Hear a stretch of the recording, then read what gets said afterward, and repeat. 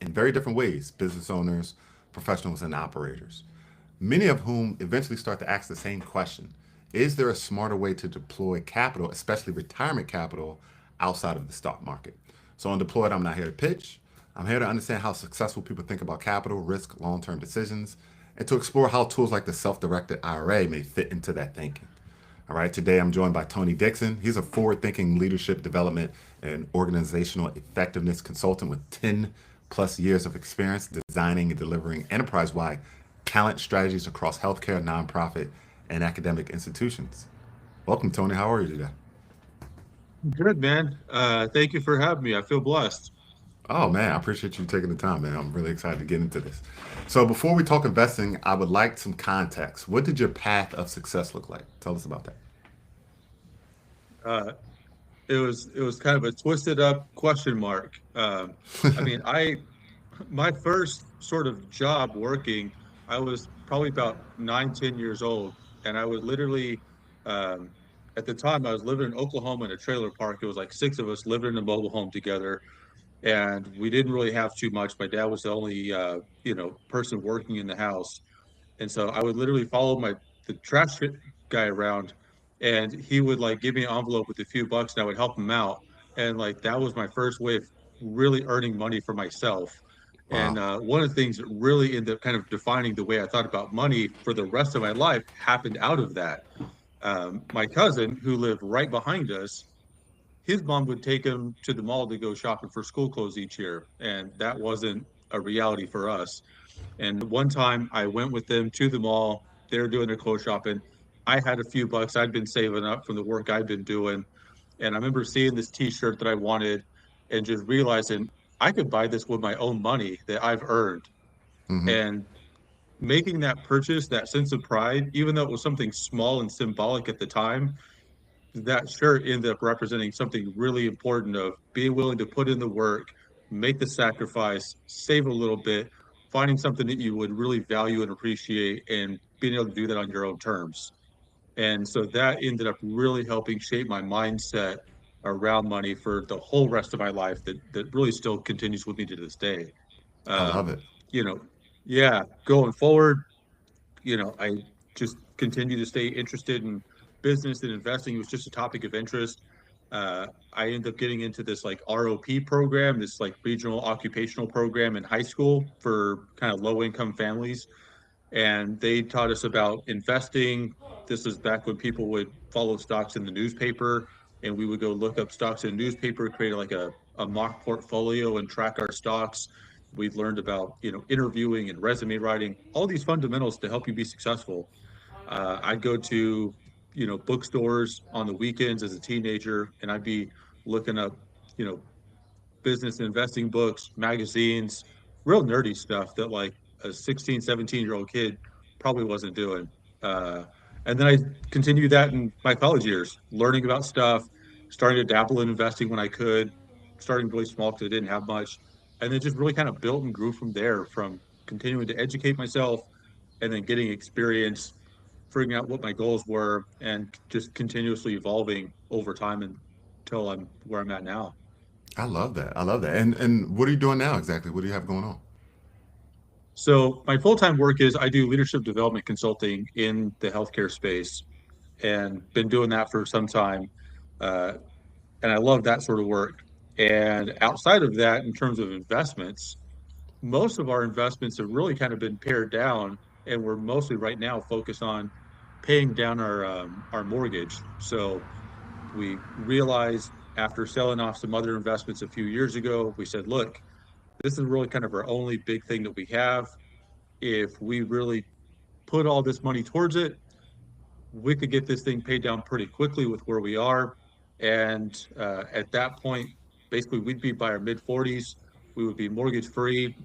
We'd have some passive income coming in each month to where at that point, if we really wanted to, we could decide to not work anymore and like really be able to retire in our mid 40s, but then choose to work. And so that would also represent a fundamental shift in our whole lifestyle where work becomes optional at that point. You're really doing it because you want to, and having that sort of financial independence and freedom. So that's really our mission at this point.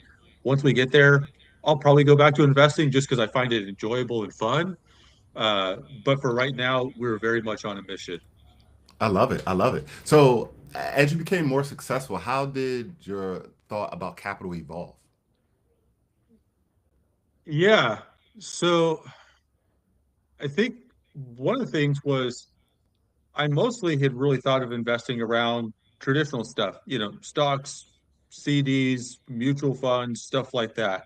You put it in a market and you hope that it'll grow. You hear the market typically returns about maybe 9 to 11% a year, give or take, you know, depending on how much you're trying to stock pick and, read the tea leaves.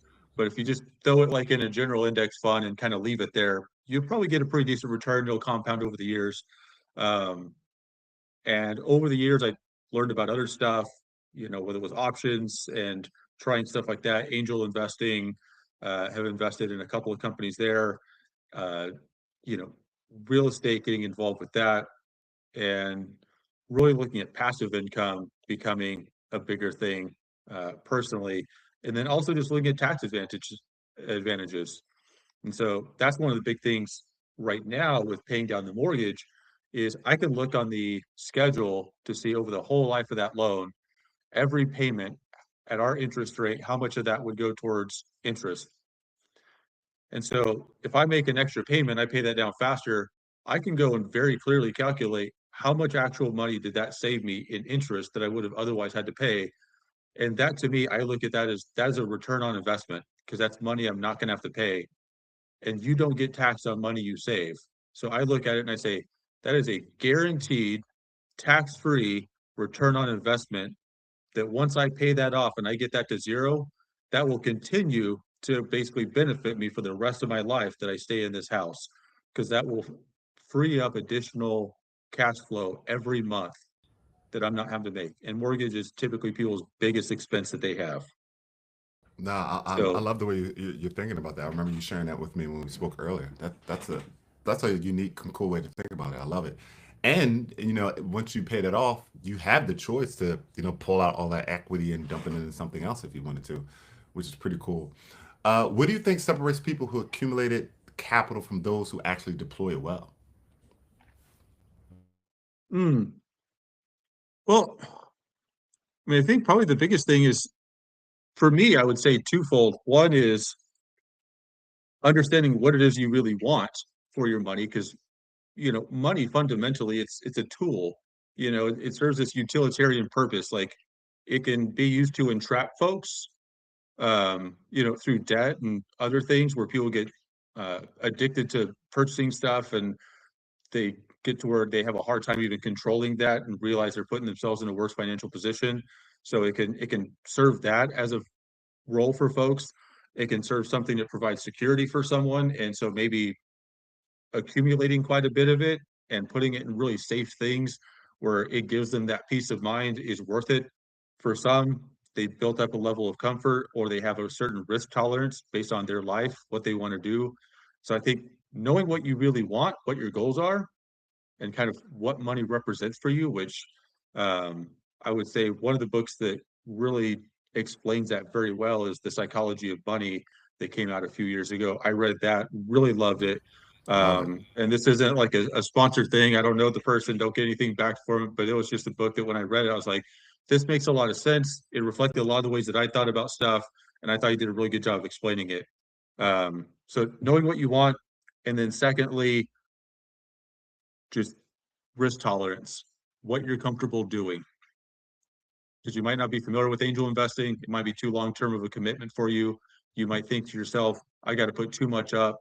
You got to be a big, serious, fancy investor, which you don't actually have to be, or you may just really be into certain things. I really want cash flow. I'm going to focus on dividend stocks, or I want to do real estate, but I don't want to tie all that money up. And there's a lot of stuff that can happen. Are there other ways I can invest in real estate without actually buying physical real estate myself directly? It's a yeah, goals become a really important thing, and then that really informs uh, what you do with that. I love it. I love it. I love it. Um, how do you personally think about risk today versus earlier in your career? Hmm. when I was younger, everything felt kind of risky because, I was just starting out, didn't have a lot to work with. And so you last thing you want to do is like lose whatever small amount you've kind of gained because it took so much to get to that point. Uh, and that really affects your mindset of, shoot, I've got this. I don't want to let go of it. But simultaneously, the things that got you where you are won't necessarily get you where you want to go. And so it's being able to acknowledge that and say, hey, let's celebrate that win. And also, what's the next level for you? What does that mean for you? So for me, when it came to risk, it was okay. I got some experience doing these things, like investing in the stock market. I got a chance to learn, like I've read some other books that really broke down the history and the track record of like index funds and how if you're going to invest in the stock market, you're more than likely better off just putting your money into like an index fund, like an SPY or one of these big ones from Vanguard that has a low expense ratio, follows the market, gets a pretty consistent return, rather than trying to go in and pick stocks and say I'm gonna pick the big ones, Tesla, Microsoft, Apple, the ones I've heard of, because your odds of being better than the market are just not that great. Even for really experienced investors, they've done studies on it and found they usually underperform just literally throwing a dart. So we kind of fool ourselves into thinking if I just know enough, then maybe I can be that one with that big win. Uh, so in terms of my own views on risk, I say I've learned about stocks. I've done some of that. I've won some, I've lost some. I've realized now if I want to go there, here's a strategy that I'm going to use because it's what works for me, and I don't have to invest a lot of mental power spending time looking at charts and following all that. I can free that time up and I can then use that brain power for something else. So if I do want to do something like angel investing and support a startup that I think is really cool that I want to get behind, I can spend more time looking into that to make sure if that's the right fit for me or anything else I might want to do, real estate, whatever that is. So the risk shifts because you've built up enough understanding and experience with one thing that it no longer becomes risky. And you can now start to pursue other things that before were out of your realm because you've kind of freed yourself up to start doing that. And then over time, with more experience and education, those also become less risky as you understand what you're investing in. And that's probably for me, the number one thing is just avoiding getting involved in stuff that you don't really understand. And that's really probably Warren Buffett's number one thing with investing. He talked a lot about intrinsic value and when they make investments, going in and really investigating that company big. Of course, they're making multi-billion-dollar investments in companies. It's different than your, typical person who's living in the suburbs. It's, working a 9 to 5, trying to save for retirement. But the concept is very similar of understanding what you're investing in because it's your money. And so Absolutely. I try to apply that same concepts personally where I can within reason. I love it. I love it. And how about liquidity? Does that play an important Mm, role in where you are? How yeah. important is that for you for predictability? Yeah, absolutely. So for us right now, we keep a fairly small amount in just our regular ongoing like checking and savings account, between my wife and I. And so, we might have a few $1,000 in there as stuff throughout the month. We have a separate outside of our main bank we use, we have a separate bank where we have a high yield savings account and we have an emergency fund that sits there. And so we've got enough money to cover a few months worth of expenses outside of the passive income we have coming in, so that if for whatever reason both of us were to lose our jobs, we've got a runway for a little while. That's sitting there in cash that's pretty easy to pull out. But meanwhile, it's sitting there. I think right now, with where interest rates are, it's still collecting somewhere around like 4%, 3.5%, 4% interest. The Wow. high And yield a savings high account. yield savings? Wow. I I wouldn't think think you would somewhere get that around much. that. Yeah. Yeah, I mean, at the highest point a couple years ago, when interest rates were really high, it was paying like no joke, like around 5.5% interest on a savings account. And this wasn't requiring having like a $10,000, $20,000 minimum. This was like, I want to say like $100 or maybe $1,000. Like it was pretty accessible if you were just putting some money into a savings. And so we went with them. It's worked really well. We even got some money back from our taxes this year. We put that money there. And so that helps us with the liquidity piece for what we need. Outside of that, we're pretty much putting all of our other money into our house right now. Oh, okay, cool, cool, cool. And then at this stage, what kind of investments don't interest you anymore? Uh, I don't know if there's any particular investment that, well, okay, there are some that don't really interest me anymore. Uh, One is crypto. It just from all the stuff that I've seen and everything else, just personally, there's way too much volatility and uncertainty of the fundamentals underlying it, even something like Bitcoin. And I know there's a lot of strong opinions, different sides, so I'll steer clear of all that. But just the fundamentals of like what exactly it is and its use case and all that. And for some, they even have like an ethical piece of it of how it's been used for black market stuff and money laundering and different things like that. Some ethically don't support it, but I think even just from like a finance and investing standpoint, um, you know for me it's not something that I would get back involved with. I've done some of it before. I don't have any intentions of going back to that. I think another class that came up and kind of came and went pretty quickly, but is kind of worth calling out is like NFTs. They kind of followed something similar where it was a big thing. Yeah, that was a It's kind big of thing. I don't hear about NFTs anymore at all. You're right. yeah, yeah. They kind of came and went, and for me, it's kind of similar in a way with cryptocurrencies, where the fundamentals, it's really there's so much speculation in both of those asset classes, and so the fundamentals of like, okay, if you were to have something happen to a big staple brand like Apple, what's still there? Well, Apple still has products. They still have buildings. They still have equipment. They still have things with intrinsic value that they could use. With other stuff, it's like a crypto or NFT where it's like a purely digital thing. It's not tied directly towards anything else. Then if something were to happen, I mean, we've seen Bitcoin recently was up over 100 grand, then it dropped down to like 60 something recently, what, 67, below 70,000. So if people had bought up there, they just very quickly within a matter of weeks saw their investment drop 30-40%. And then it's kind of recovered some, but not all the way. And so even the biggest player out there is still subject to a tremendous amount of volatility.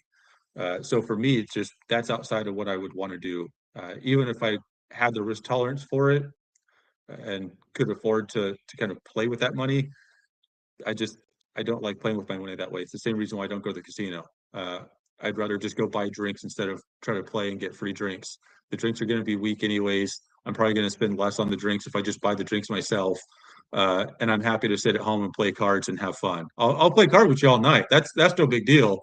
I just don't want to feel like I'm an idiot in there, like giving away my money to get some watered down drinks. That's all. Yeah, But yeah, yeah. Yeah, you know, casino is to hard each for me their too, own. man. To each their own. I couldn't do it either. So, how do you decide when something's worth your attention? Yeah, I mean, the philosophy I've had for a long time is create the life you've always wanted. So ultimately, whatever ends up getting my attention has to help support that some way. So, what is the life that I really want? What I really want is I want the freedom to do things because I want to do them on my terms. And so that means having financial independence. So if there's something that's going to help me get closer towards financial independence, whether that is, uh, you know, kind of happens one of two ways, right? Like you reduce your expenses so you have free up more cash flow, or you increase the amount of money that you're bringing in. Like it's a very simple equation. It's just, ins and outs. That's the one thing that I love about finance is fundamentally it's really, really easy to understand. It's ins and outs. So if it helps me lower my debt and bring that down, or it helps me increase the amount of money I'm bringing in, especially if it's passive and I don't have to, it's not tied towards my work into it, then great. And then it's a matter of how reliable is that? How much can I count on that? Because there's so much, and it continues to grow throughout the years. So many different scams and ways for people to be parted from their money. And it really breaks my heart when you see people that are like good, honest people that are, out there working, putting in a lot of freaking work, trying to take care of their family. They see something that looks like it's promising or encouraging. They put some money into it, hoping that, hey, this might allow me to, buy this car for my daughter. She's turned 16 or whatever, and I'm just trying to make a few $1,000. And then it turns out it ends up being a scam, and they lose all their money and they don't have it. Like that's crushing for someone. And those sort of things happen, you know. So that's what I end up looking for is yeah, does it help me reduce debt, or does it help me bring in more money in terms of how I'm using things interest wise? Outside of that, and of course, how stable, what that track record is like. Those are things that really bring me. The probably last thing is just, do I care about it at all? Is there anything that I care about? Like, I like Starbucks. Okay, well, I've invested in Starbucks before, because I also get the psychology that if you invest in the things that you use, especially if a lot of other people use them, again, kind of going back to Warren Buffett, he used Gillette Yep. as an example of that, of like razors. He's like, look, no matter what, men are going to shave, like people will shave. Uh, there's a recurring demand no matter what. Even if you have a recession, the economy goes down, people will still be shaving and doing things like that. There's a built-in fundamental demand. That's really stable, and that's where the things that tend to be the most valuable from an investing standpoint are sometimes the least sexy stuff, like razors and chocolates and that sort of thing. Investing in boring is usually one of the best strategies. Doesn't make so great for TikTok and influencer culture, but if you're wanting to build long-term consistent wealth, investing in boring has a pretty darn good track record, man. I love it. I love it. So switching gears a little bit, the self-directed IRA. Do you have one? Yeah, Yeah, you have one. Awesome. Curious, how did you first learn about it? yeah. I forget how I first learned about it, but essentially, I remember we were talking about this last week, and I even said to you, I'm like, maybe there's stuff I'm missing, but from what had understood, it was like, okay, people have IRAs, maybe you get set up with like your job, because you can kind of do it similar with like a 401k with like a, how that's invested, or IRA. So I kind of talk about them like similarly in that sense. Uh, you know, Conventionally people just be by default put into some fund, like maybe a retirement fund. Hey, you're going to retire by 2045, 2050, something like that. And we're just going to put it there, and it'll get progressively more and more conservative as you get closer to that retirement age. And people will set it and forget it, never do anything about it. Um, and I'm someone that I want to know where the heck my money's going. So I like to go in, what what do you got my money sitting in? Is it all sitting in cash? I'm actually losing money because of inflation. What's going on? Um, and so I would go in and then talking with other people about how you can go in and select your own investments, and each one set up a little bit different in terms of how many options and what all you can do. Of course, like some I think you can put some towards like crypto, like some might be more limited. Just kind of depends on who the provider is and what they have structured. But being able to go in and say, all right, I want to pick this fund. I think typically what I've seen, tell me if I'm wrong, but typically what I've seen with like on the IRA 401k side, it's typically more like funds rather than like individual stocks that usually someone can pick. Maybe there's an option, I just haven't seen it, but most of the stuff I've seen is more like funds. You can pick small cap or large index, or international stuff, or different sort of funds that might be out there. You can kind of pick a mix. So that's usually what I've done, is go in there and kind of pick mixes. And since for where we are now, our retirement income is less of a question, I usually go in and pick the stuff that has like the highest risk, because I'm able to take on that risk tolerance. And so I do, especially since some of that is coming from the employer. So if they're kicking in some money, and I can leverage that to get even more money and have tax benefit, hey, put me in, coach. I'm ready. Love it. I love it. I love it. Yeah. So the self-directed IRA, why I really appreciate it and why people tend to leverage it once they understand it, is it gives you the option to invest in the alternatives, right? So you talked a lot about, the stock market and Warren Buffett's approach and value-based investing and investing in things that make sense. And, you might want to look at indexes and things like that. But there are some people that say, you know what, I want to invest in real estate. Mm, Or I want to loan to this guy that's running his own independent fund. And when they go to approach their 401k or the custodian that's managing their 401k, that custodian or someone at Merrill Lynch will say, "Oh no, you can't invest in that," right? right. So they develop this self-directed IRA, which allows you to Okay. direct similar to yourself. Just all they use the word alternatives, but it's really assets or things outside of the stock market. So Okay. that's one of the reasons why I really enjoy it, right? Because it gives people the opportunity to lend to someone like myself, and then the tax benefits that come with it. Um, when you hear self-directed, what questions or concerns come up for you? I mean, all those pieces you just mentioned about being able to invest outside of those traditional things, I wasn't even familiar with. So, I mean, I really wasn't. So I certainly would be curious to hear more about that. Like, how do you actually do that? Um, Yeah, yeah, because yeah, I've just, absolutely, log absolutely. you go log in and you're like, all right, here's the stuff that you have, and you're like, that's what you get to pick from. Yeah, yeah. Let, let, Mom says let, you can pick one thing from the store, and it's like, "Oh, I can only buy right, the stuff that's at the store. right. And you're telling me I So can buy stuff at other stores. so let me give you a quick Yeah, education. So yeah. usually, what happens is you have to, and it's different from employer, right? So your employer will say, okay, Mm, you can open up this 401k with us. We'll match you if you put a certain amount of your pre-earned dollars in there, and then sometimes they'll say, okay, you cannot take this money out of this account until you reach retirement of age, right? So once you reach retirement age, you can take out that money from that 401k without it being a taxable event.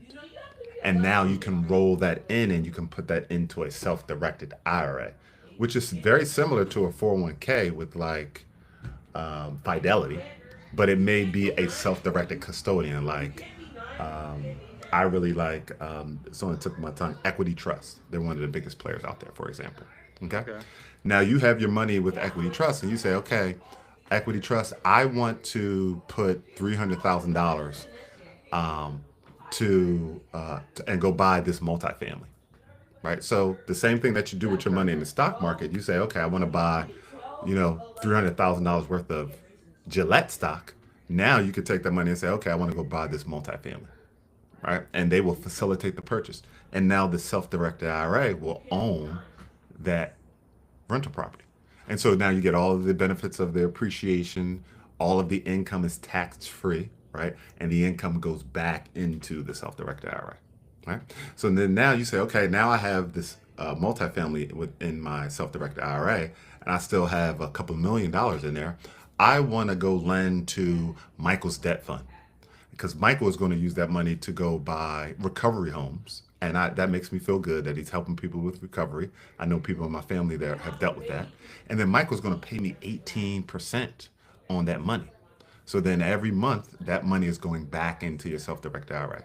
So it's very similar to retirement accounts. It's still a retirement account. It just gives you the opportunity to invest in alternatives.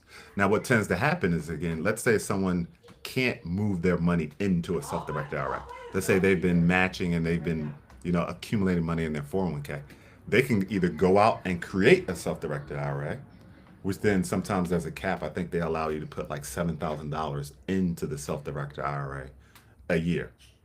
Or what tends to happen oftentimes is, let's say you leave your job, right? That 401k will go with you. And a lot of people will just roll it into their 401k at their new job. But what you now have the ability to do, instead of rolling it into a 401k, you can take those funds and now roll it into a self directed IRA. because now it's not a Okay. taxable event because now you're no longer with the company. Right. And that's how I started to learn about the self-directed IRA years ago before I even got into real estate. It wasn't until I got into real estate I really started to understand, oh wow, I can invest in, you know, real estate. I could lend to a friend that's starting a business. I can invest in crypto, right? I can invest in Russian racehorses, right? There are just some types of rules where I can't lend to my son, or I can't lend to my brother, right? It has to be some type of separation, and that's what we're really trying to educate our network about is, hey, you have this powerful tool at your disposal, and oftentimes people just don't realize it, right? So I'll tell people, hey, like if you have equity in your property, yeah, you could take the equity out and go invest it, but put it into a self-directed IRA first, right? Unless you want the cash flow now, but you can leverage those tax saving benefits and really grow your wealth that way. So very similar to what you do. They just use the term alternatives. Yeah, I appreciate you breaking that down because we were talking about this last week where when we first moved to LA, the company I got hired with, they were employee owned. And as I was hearing you talk right now, I was thinking, man, I wish I would have known this about 8 years ago because when soon after I left that employee owned company, they announced that they had sold. And so all the employees that had basically shares or equity in the company ended up getting cashed out. And it was set up as a retirement instrument. That was kind of the intent behind it. And so I ended up getting notified how much I was going to get. And at the time, it was, you know, almost a year's worth of salary. I was like, well, this is amazing. And I was like, do I roll this over? What do I do with all this money? I wasn't expecting to get it at all. And I said, you know what? I'm going to take the tax hit. I'm going to pull that out and I'm going to put that towards a multifamily.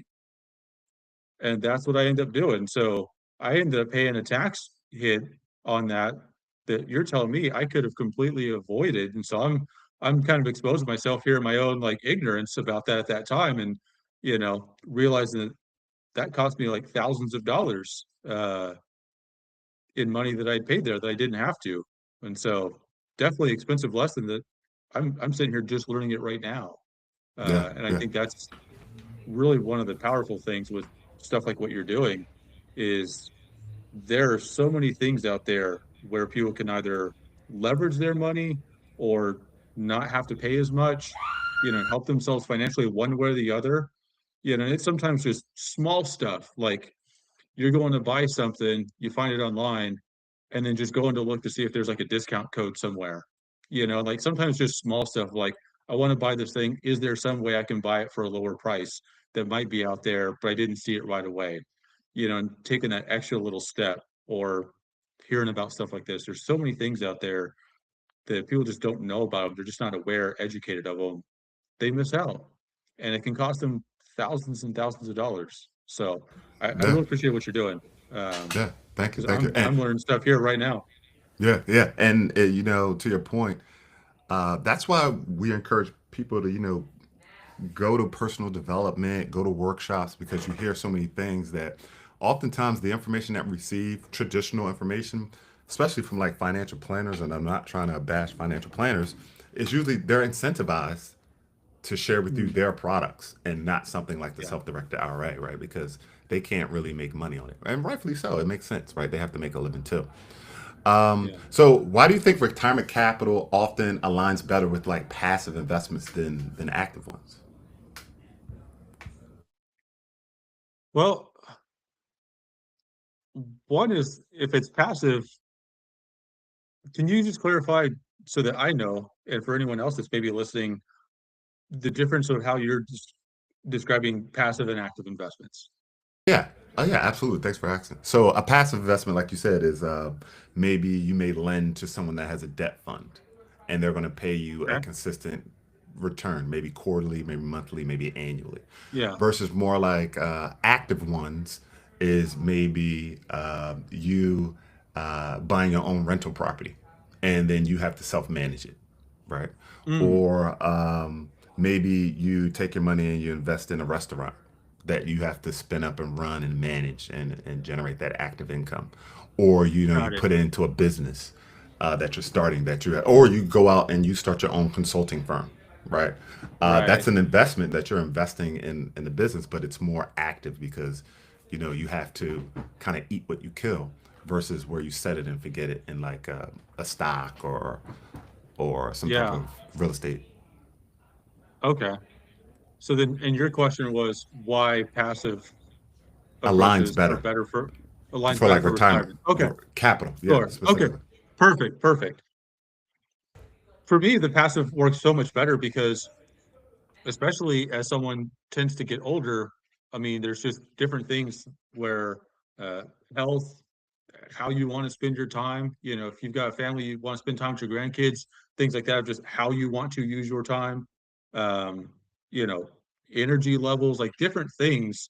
And this isn't to say that, like, hey, once someone hits retirement age, their body's completely broken down, they have no energy. Like, there's definitely plenty of people that have lots of energy, very healthy, all sorts of things. And some of them really thrive on being in the mix and wanting to do that sort of investment stuff. Some of them kind of feed on that. But there's also plenty that they want to go spend time, with their grandkids, or they got doctor's appointments, they got whatever the heck else they want to do with their time in their life than managing something. And having something passive can give you that peace of mind that, without me having to get up every day, like, the money I'm having coming in is not dependent on whether or not I get up and make that happen. What I end up doing is my role shifts, and I now have enabled that thing to happen. And it's a small but important distinction from, like, you directly making it happen to you enabling it to happen. So, you know, I've invested in this multifamily property in a different state. I could choose to try to manage that from a distance. That's going to be very difficult, probably not very advised. I can also contract with the property manager, let them manage that for me, pay them a percentage of it, and say, okay, you all handle that. You and I work together to get clear and, have agreement on rents and how we're going to do things, what you're going to come to me for, what things you can do on your own. We'll have some understanding there, probably even have that in writing in a contract. And now that becomes a passive investment. And so the line between those things can be very, very thin, just whether or not I have a property manager there. Um, Same thing, like you mentioned, having a restaurant, or people do this with like car washes or laundromats, different types of businesses that they might invest in. Like ATMs and vending machines has been one that people have talked about, just using some examples where maybe I've done that for a while, and maybe I even brought that down to being a part-time thing. And maybe at some point I switch that, and it's now worth it for me to hire someone else to go and do that. And that might even be like hire my grandson as they're in high school and wanting to make a few bucks and get a little bit of experience. Hey, you know what? I can have you go out and do my route, go out and do this stuff, give you some experience. It helps me. It's a win-win situation. So, it can be ways to even help your own family in stuff like that, uh, which often is important for folks, especially at that stage in their careers, in their life. And so that passive, it's really about enabling that money and being able to kind of like leverage the money and leverage your time. And I think that's I like how you talked about use the example of vending machines and having your kids do that. I mean, I think that's pretty cool. And to your point, there's so many different ways, and I think it goes back to what you said earlier too. It depends on what your goals are, what you want, when it comes to that passive versus active. What would you say is a good passive investment today? whew, uh again, kind of depends on like how much what your appetite for risk is and what you want to do. I mean, probably I would say one of the still, even with all the things that happened in the market, real estate is still probably one of like the number one asset classes that's out there, for a few fundamental reasons, like especially if we're talking about like the American, real estate market. It's a really huge market, so there's a lot of diversity. If you want, whether for whatever reason you're interested in investing in commercial stuff, you're interested in investing in land, like residential stuff, there's a lot of diversity there, different geographic areas, depending on what you want. Um, like when we bought our multifamily, for instance, I intentionally chose to buy one that was outside of a major military base. And that for me was a strategic move because I recognize that those big bases are anchors in that economy. And if you're a state like Texas with a base like Fort Hood, politically, it's going to be nearly impossible to shut that base down. Like, one, it supports so many people, and it's such a fixture that to relocate all that's ridiculously costly. But also, what politician wants to allow that many jobs and that amount of economic support to disappear out of their area? They're going to fight So like tooth smart. and nail to keep that. So So smart. it's like you've got a political leverage there. You've got built-in demand. So even in a recession, people still need a place to stay. They're still going to be soldiers. They're still going to want to go out, buy cars. They're going to need haircuts. They're going to go to places to eat. They're going to go to Walmart and go do their shopping. Like, they're going to do all the same sort of things. And it's going to help keep that economy afloat, even when all the other areas around it are struggling a bit more. And so that even becomes an opportunity for folks when it comes to looking for stuff to invest in. So you have that. Uh, U.S. real estate still, in short terms, it kind of goes up and down, but the track record's been pretty good for the last several decades. On the whole, which is really how I suggest looking at it, is long-term trends. On the whole, it increases. Tax benefits certainly are there. We've got a pretty well-established tax system around real estate. The tax system incentivizes investment. Um, giving people tax breaks, allowing people to write off a lot of stuff. And I think probably the biggest thing is just knowing, not trying to go in too far, not trying to buy more than you can handle, and get yourself overextended. So with each of the properties I had, for each property itself, I had a separate savings account for that property that would have a certain, few months worth of the uh, payment sitting in there. So if I had a tenant that missed a payment, missed a couple of payments, someone I had to maybe go through the eviction process, or I had repairs that needed to happen, I had a separate fund that was able to just cover that. And then once I got that back up and running, I would take some of the proceeds, put that back and replenish that fund so that the property became more self-sufficient. And, then those purchases I had to make, those end up getting to be write-offs. If I had to pay for a repair, if I've got lost rent for a month, when I go to see my accountant at the end of the year, we get to square up. And so that was part of also like insulating that financially to give me more peace of mind, and not put the property at risk. Pardon I me, I hope need that that answered mute what you button. were asking. No, it was a great. Thank you so much. As we begin to wrap up, I just had a couple more questions. What Yeah. advice would you give someone sitting on a large retirement account who feels stuck with like traditional options?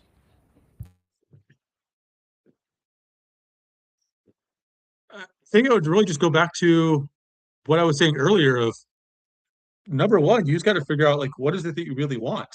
Which is a really easy but sometimes extremely difficult question. Like, what is it that's really important to you? Because let's say you've got uh, few million bucks sitting in your retirement account. If we're talking big, like I'm thinking like at least north of $1 million, probably if we're talking like big, big, million plus. Okay. If I'm sitting on that and, uh, you know, I can do some pretty simple like kitchen table math here and say, all right, if I'm retiring, let's say I'm retiring around 65 or so, life expectancy, men right now, life expectancy is right around 78, uh, 76, 78. Women get a few more years of life expectancy. They tend to do less dumb things that cause them to get taken out sooner. So they get a few more years, so maybe early 80s typically. So if we're looking at that, 65, you're looking at maybe give or take around 15 years, 12, 15, 18 years if you're kind of right there in line with the majority. Of course, you got some outliers, some that go sooner, some that go later, but on the whole, you're looking about 15 to maybe 20 years. Um, so what's your monthly overhead look like? at that age. If your mortgage is paid off, you've got your expenses pretty low, probably got maybe a car that's paid off. Your expenses aren't that high. Depending on where you're living in the country, maybe a couple $1,000 a month. Um, and you got Social Security, whatever that may be for you coming in. So how much do you actually need per year? And on how many years that you're looking to probably live, how much do you actually need?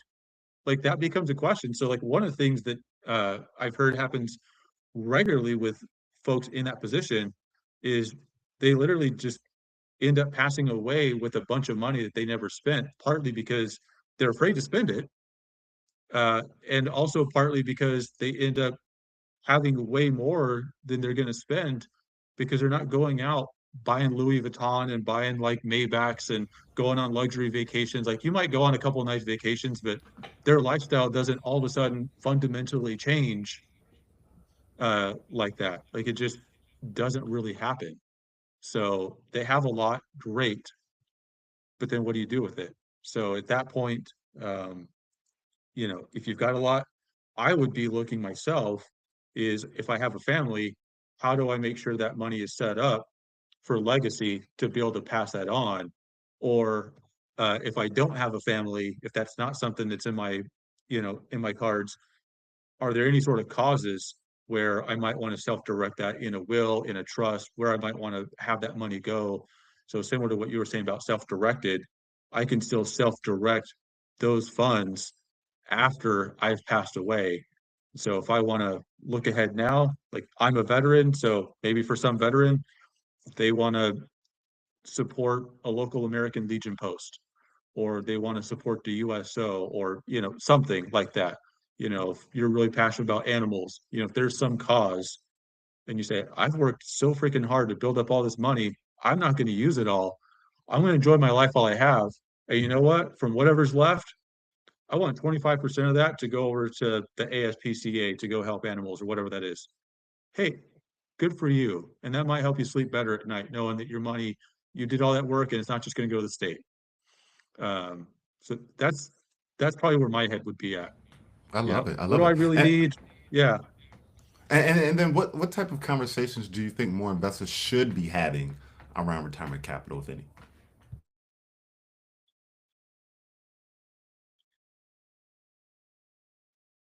Just, you know, I think the idea that the traditional approach of just save, save, save your entire life and then hope that you have enough when you get to retirement um, is kind of, I would say, the traditional approach that a lot of folks take.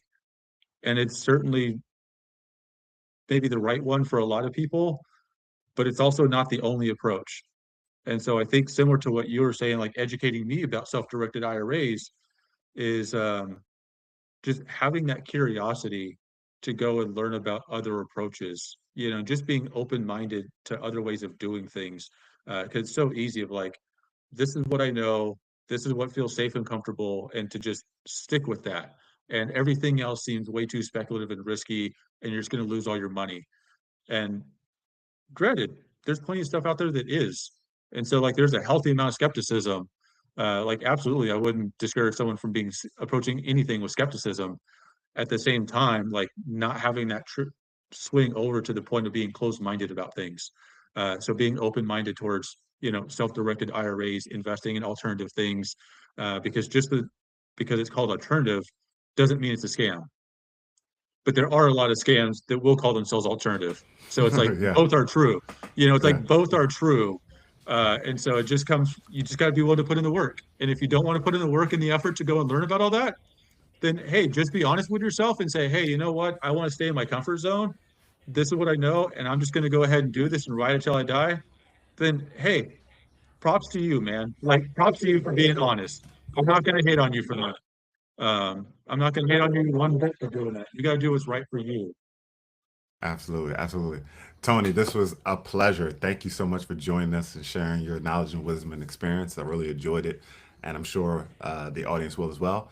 Uh, for those listening now, watching live, or for those watching the replay, if this conversation resonated, please share it with someone who's built success. and is now thinking more intentionally about how to deploy their capital. And if you're serious about the self-directed IRAs, how it can be used for passive real estate backed lending, you'll find some resources in the description. Thank you again for joining us for another episode of Deploy. We'll see you again. Thank you.